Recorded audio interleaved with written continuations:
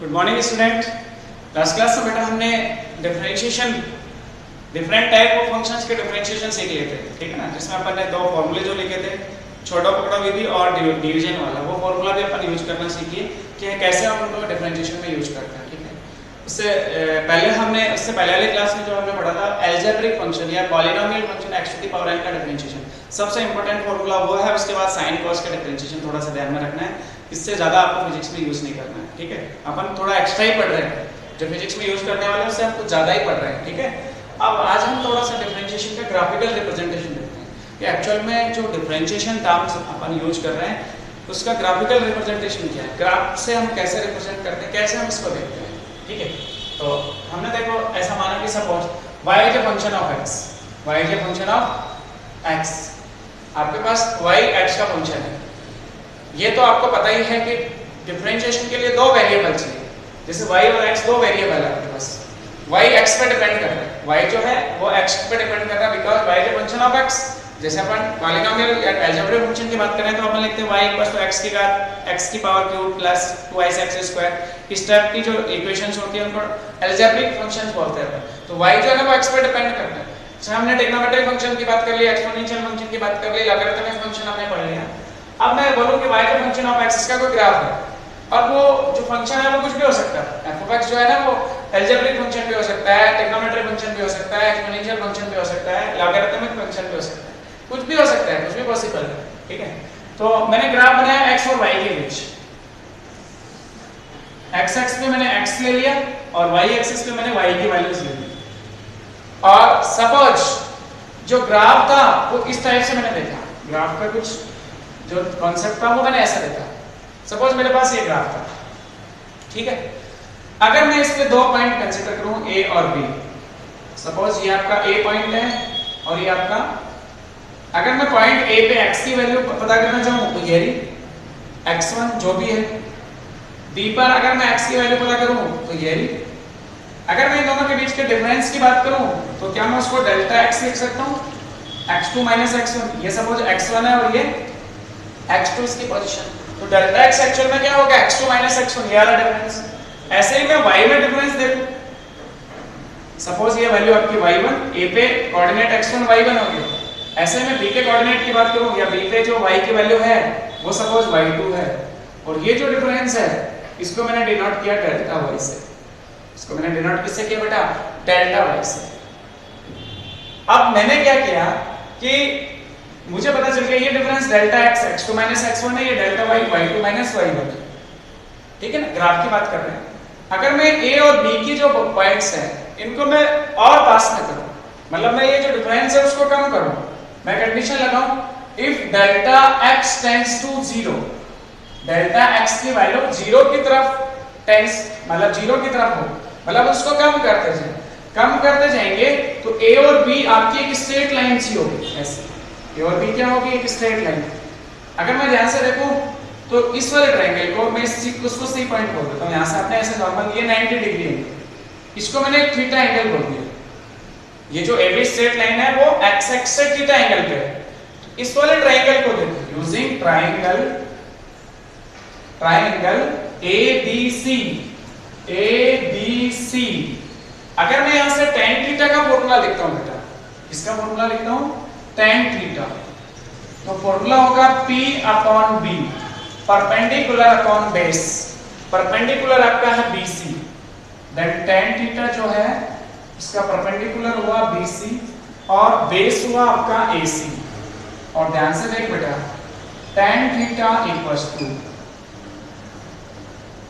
Perpendicular BC की value है delta y, क्या है डेल्टा y, अपॉन बेस आपका है डेल्टा x, और ये आपका रिप्रेजेंट कर रहा है इस ग्राफ का स्लोप। ग्राफ का क्या है बेटा, स्लोप।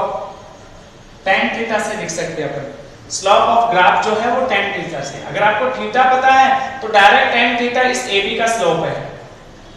मुझे पता अगर ये थीटा बिलो 90 होगा तो स्लोप पॉजिटिव होगा, और अगर थीटा की वैल्यू अबव 90 होगी तो tan 90 से आगे वाली वैल्यू नेगेटिव, स्लोप नेगेटिव होगा। स्लोप क्या होगा, नेगेटिव। वो तो हम डिटेल से फिजिक्स में पढ़ेंगे ये सारी चीजें।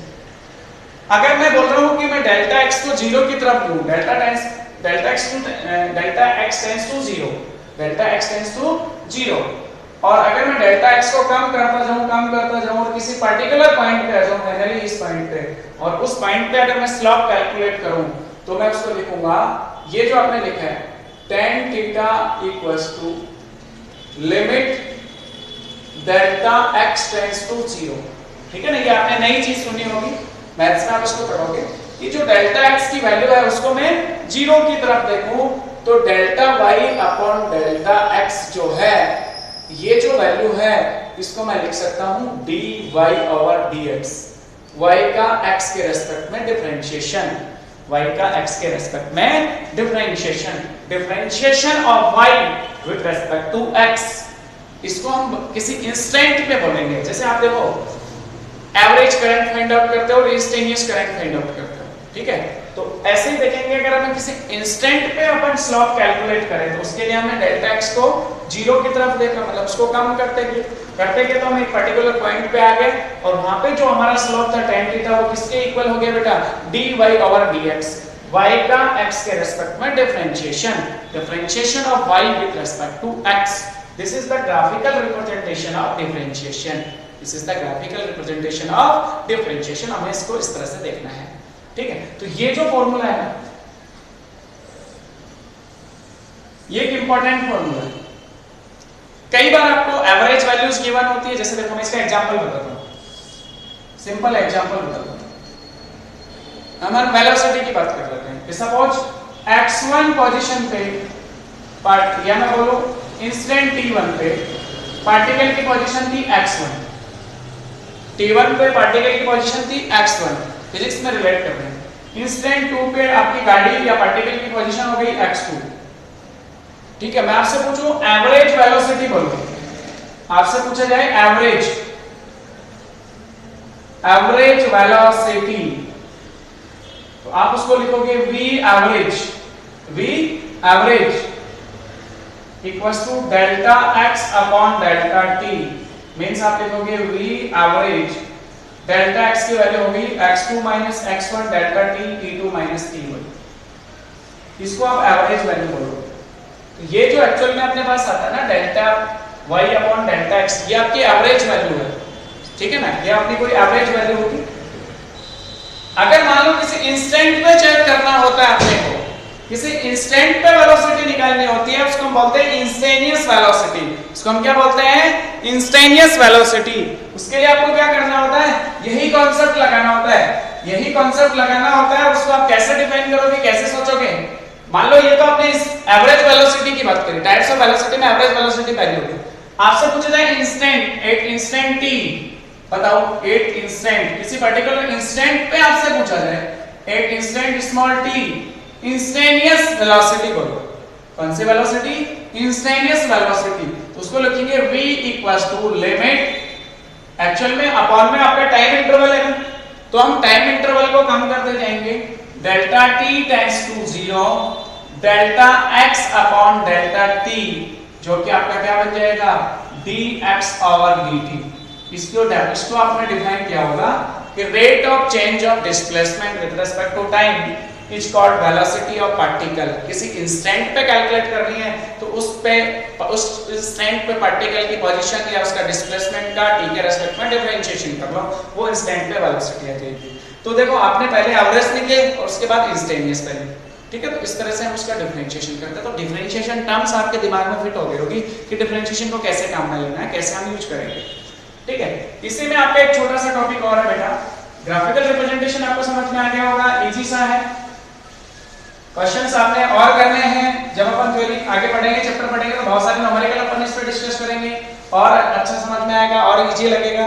अभी केवल आपको फॉर्मूले देखने हैं, ठीक है। एक आधा क्वेश्चन और करवा दूंगा मैं। अब इसमें एक टॉपिक और है, मैक्सिमा एंड मिनिमा। टॉपिक आपका मैक्सिमा एंड मिनिमा। पूरी 11th 12th की जो फिजिक्स की नोटबुक है, अपनी बुक है, उसमें एक दो क्वेश्चन मिलेंगे इस टॉपिक पे, मैक्सिमा एंड मिनिमा। ये भी मैथ का टॉपिक है, मैक्सिमा एंड मिनिमा, ये भी आपका मैथ का टॉपिक है। और पूरी फिजिक्स में 2 या 3 से क्वेश्चन, 2 या 3 से ज्यादा क्वेश्चन आपको नहीं मिलेंगे। एक दो क्वेश्चन 12th क्लास में पढ़ेंगे, एक आधा क्वेश्चन तो 11th में आ जाएगा। मैक्सिमा एंड मिनिमा का कॉन्सेप्ट है, मैं आपको एक ग्राफ ही बताता हूँ y और x के बीच। Suppose y is a function of x, आप वही डिफाइन कर रहे हैं y is a function of x। में इसका एग्जांपल भी बताऊंगा।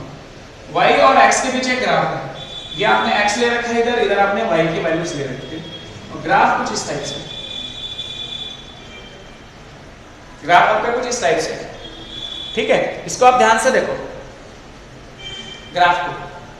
क्या x की इस वैल्यू पे, जिसको मैं x1 बोलूं, y आपका मैक्सिमम है, और x की इस वाली वैल्यू पे, इसको मैं x1 बोलूं, इसको मैं x2 बोलूं, y आपका मिनिमम है। ध्यान से देखा जाए, ठीक है ना। ग्राफ थोड़ा सा ऐसे ऊपर से ले लो, ऐसे इस पे मिनिमम है और इस पे मैक्सिमम है।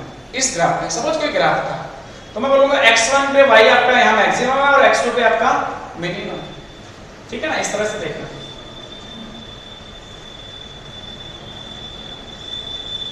पहला तो कॉन्सेप्ट देखो कि इसको मैंने a पॉइंट से डिनोट किया और इसको मैंने b पॉइंट से डिनोट किया। a के लिए इस पे आप स्लोप खींचो, x के साथ स्लोप देखोगे ना, ये वाला स्लोप, तो ये स्लोप आपका पॉजिटिव है और ये वाला स्लोप आपका नेगेटिव है। ये स्लोप कैसा है? नेगेटिव। a के लेफ्ट में स्लोप पॉजिटिव है, a के राइट में जब b की तरफ जा रहे हैं तो स्लोप नेगेटिव है। स्लोप कैसा है? नेगेटिव। मैं बोलूं कि a पे स्लोप बताओ, पॉइंट a पे स्लोप, a के लेफ्ट में स्लोप पॉजिटिव, a के राइट में स्लोप नेगेटिव, बट a पे स्लोप कैसा है? शून्य, जीरो। क्या b पे भी स्लोप जीरो है? b पे भी स्लोप क्या है? जीरो। एक्चुअल में स्लोप को अभी हमने डिफाइन किया था dy dx से। स्लोप को क्या लिखा था? tan थीटा आपका स्लोप था ना, तो स्लोप को आपने लिखा था dy dx। स्लोप को आपने लिखा था dy over dx। इसका मतलब a पॉइंट पे और b पॉइंट पे dy dx की वैल्यू क्या है? Zero. 8 point A and b, slope is zero. 8 point capital A and capital B, slope is zero. A और B पे स्लोप आपका क्या है? जीरो है बेटा। A पे भी स्लोप जीरो है और B पे भी स्लोप आपका क्या है? जीरो है। आपको दिख रहा है स्लोप ऐसे? तो स्लोप है ही नहीं, जीरो है। A और B पे स्लोप जीरो है। इसका मतलब जो हमारा फंक्शन था y का फंक्शन ऑफ x, A पर अगर मैं इस y का x के रिस्पेक्ट में डिफरेंशिएशन करूं तो dy ओवर dx जीरो। उससे कोई पॉइंट आया होगा x1, मान लो y is a function of x, अगर मैं इसका x के रिस्पेक्ट में डिफरेंशिएशन करूं, जीरो के इक्वल रखूं, तो इससे मुझे दो पॉइंट मिल सकते हैं, x1 x2। ठीक है, वो तो डिपेंड करेगा कि फंक्शन क्या है। कितने भी पॉइंट मिल सकते हैं, अपन 200 ज्यादा भी मिल सकते हैं। मैंने देखा b पॉइंट पे जहां पे स्लोप आपका जीरो है, ये मिनिमा के लिए बोला, ये मैक्सिमा के लिए बोला, दोनों सिचुएशन में आपका स्लोप जीरो है, तो आपके पास दो पॉइंट आ गए। वो पॉइंट कैसे लाने हैं? तो फर्स्ट स्टेप में आपको कोई भी फंक्शन गिवन हो, उसका dy dx equal to zero put करना है, उसका y के x के रिस्पेक्ट में डिफरेंशिएशन करके उसको जीरो के इक्वल पुट करना है। उसके बाद यहां से आपको वो पॉइंट्स मिल जाएंगे कि कहां कौन-कौन से पॉइंट्स पे स्लोप जीरो है। ठीक है, तो सपोज यहां से मुझे दो पॉइंट मिल गए, x1 and x2। Example, suppose दो पॉइंट मिल गए, dy dx equal to zero put करने से मुझे दो पॉइंट मिले, x1 एंड x2, जिनकी वैल्यू क्या आ गई? जो मुझे पॉइंट मिल गया x1 और x2 पे स्लोप जीरो है। अब सेकंड स्टेप में क्या करना है? ये तो आपकी स्टेप फर्स्ट होगी, स्टेप फर्स्ट। स्टेप सेकंड में देखो क्या करना है। स्टेप सेकंड, इसमें आपको ये करना है कि जो आपने डिफरेंशिएशन किया ना फर्स्ट टाइम, इसका डबल डिफरेंशिएशन करना है, d square y upon dx square, d square y upon dx square, और फिर आपको ये वैल्यूज पुट करनी है। अगर मैं इसमें x1 पुट करता हूं, सपोज इसमें x1 पुट किया और ये वैल्यू लेस देन जीरो आ रही है, x1 पुट करने से d square y upon dx square calculate करेंगे, उसमें ये वाली पॉइंट पुट करेंगे x1। अगर ये पुट करने से ये वैल्यू लेस देन जीरो मतलब नेगेटिव आती है, तो ये फंक्शन जो है y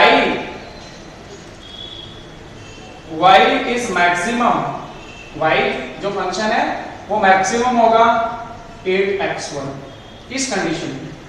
और अगर मैं इसके डबल डिफरेंशिएशन में x2 पुट करूं, डबल डिफरेंशिएशन की जगह मैं x2 पुट करता हूं और ये वैल्यू अगर ग्रेटर देन जीरो आती है, इसका मतलब y is minimum 8x2, minimum 8x2। इसका मतलब y जो है वो x2 पे क्या है, मिनिमम है। ये कंडीशन आएगी। इसका मैं एक एग्जांपल भी सॉल्व करूंगा। आपको मैक्सिमा और मिनिमा चेक करना है तो सबसे पहले आपको जो भी फंक्शन गिवन होता है उसका डिफरेंशिएशन करो, एक वेरिएबल के रिस्पेक्ट में उसको 0 के इक्वल पुट करो, वहां से पॉइंट पता करो, फिर उस फंक्शन का डबल डिफरेंशिएशन करो। डबल डिफरेंशिएशन पुट करने से जो हमारे पॉइंट्स हैं उस पॉइंट को पुट करने से नेगेटिव वैल्यू आती है तो उस फंक्शन का मैक्सिमम है, उस पॉइंट पे वो मैक्सिमम है वो फंक्शन, और अगर वाले पॉजिटिव आती है तो उसमें मिनिमम।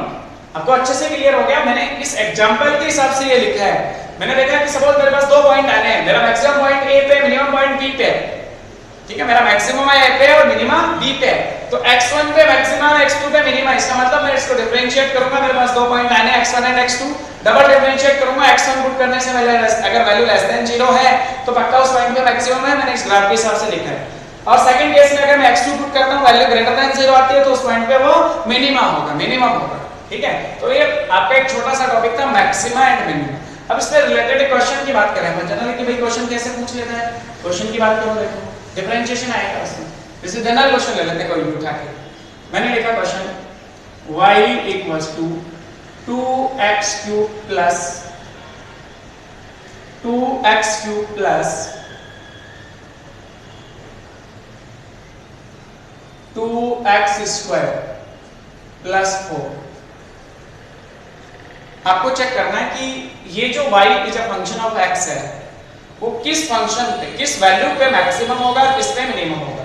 तो सबसे पहला काम क्या करना होगा, dy ओवर dx, इसका x के रिस्पेक्ट में डिफरेंशिएशन। बोलो कितना होगा, 2 मल्टीप्लाई 3x स्क्वायर, बोलूंगा नहीं, 3 पहले आ जाता है पावर 1 का, plus 2 multiply 2 into x plus 0, या तो इसको 4x लिख लो एक बार, 4 कितना होगा 6x square plus 4x plus 4। अब आपको क्या करना है, इसको 0 के इक्वल पुट करना है। अगली स्टेप में क्या करना है, dy by dx क्या करना है, 0। अगर dy by dx 0 तो ये वैल्यू भी आपकी क्या होगी, 6x square plus 4x plus 4 equals to 0। इसमें से 2 कॉमन लेके 0 में भेज सकते हो तो आपके पास इक्वेशन आ गई 3x square plus 2x plus 2। बोलो इसके पार्ट करो, 3x स्क्वायर मल्टीप्लाई करने से 6 आना चाहिए, ऐड करने से 2 आना चाहिए, 3 2 6, 3 2 6। इसका मतलब थोड़ी सी वैल्यू चेंज करो, कुछ इस तरह का लो कि x की जो वैल्यूज आएंगे अपने पास वो कोई वैल्यू निकल के आ जाए, ठीक है। यहाँ से अपने पास x की 2 वैल्यू आनी चाहिए, तो ऐसी वैल्यू लो। इसमें 4x की जगह केवल x लिखता हूँ तो ये 3 और 2 नहीं, उससे भी नहीं आएगा 3, इसको आप चेंज करो, इसको आप x ही रहने दो, तो ये 3 ना, इसको आप x ही रहने दो, 2x स्क्वायर, सॉरी 3 आएगा ना, ये 3 आ जाएगा। अब सोचो, देखो 12 और ये 4x प्लस का आना चाहिए ना, तो एक काम करो, इसको माइनस ले लो, आ जाना चाहिए। देखो ये है 3x square plus 6x minus 2x, total करने से 4x, मल्टीप्लाई करने से माइनस का 12x स्क्वायर, सही है, माइनस का 4 इक्वल्स टू 0। 3x कॉमन ले लिया, x प्लस 2 माइनस 2 कॉमन ले लिया, x plus 2 equals to 0। x की 2 वैल्यूज आ गई आपके पास, माइनस का 2 और एक 3x minus 2 equals to 0, then x equals to कितना आ गया 2/3। ये 2 वैल्यूज आ गई, x की वैल्यू आई -2 और 2/3, जो भी वैल्यू चाहिए। अब आपको क्या करना है, जो फंक्शन गिवन है उसका डबल डिफरेंशिएशन करना है। तो एक बार डिफरेंशिएशन से क्या है आंसर, इसका डबल डिफरेंशिएशन करोगे d² y upon dx square, इसका डबल डिफरेंशिएशन बोलो 6x प्लस 4। समझ में आ गया, 3x स्क्वायर का 6x, 4x का 4, -4 का 0। इसमें ये पॉइंट पुट करो, x इक्वल्स टू -2 पुट करेंगे इसमें, x इक्वल्स टू -2 पुट करने से x इक्वल्स टू -2 से d² y upon dx square की वैल्यू क्या आई, 6 मल्टीप्लाई -2 प्लस 4, कितनी हो गई ये वैल्यू, माइनस का 12 प्लस का 4 माइनस का 8 लेस देन 0 है। इस फंक्शन पे क्या होगी मैक्सिमम, x इक्वल्स टू -2 पे आपका फंक्शन मैक्सिमम होगा, इसमें x इक्वल्स टू -2 पुट करो, ये वैल्यू मैक्सिमम आएगी। दूसरा x इक्वल्स टू आप पुट करोगे 2/3 then d square y upon d x square जो है वो कितना आ जाएगा, चेक करो, 6 मल्टीप्लाई 2/3 प्लस का 4, ये कितना आ गया, 3 2 4 प्लस 4 8 ग्रेटर देन 0। इस पे क्या होगा, ये फंक्शन मिनिमम, 8 पे ये फंक्शन आपका मिनिमम होगा, और सॉरी 8 पे नहीं 2/3 पे ये फंक्शन मिनिमम होगा और -2 पे मैक्सिमम होगा। आप वैल्यू पुट करके देख सकते हो, ठीक है। इस तरह से हमें मैक्सिमा और मिनिमा का कॉन्सेप्ट देखना होता है। तो आपने डिफरेंशिएशन से रिलेटेड जो भी टॉपिक थे या डिफरेंशिएशन का कॉन्सेप्ट बेटा आज क्लास में कंप्लीट कर लिया। नेक्स्ट क्लास में अपन पढ़ेंगे इंटीग्रेशन, ठीक है। वो अपना यूँ समझो कि इंटीग्रेशन वाला जो टॉपिक होगा वो 0 चैप्टर का लास्ट टॉपिक होगा, उसके बाद अपन चैप्टर्स पे आ जाएंगे। Thank you.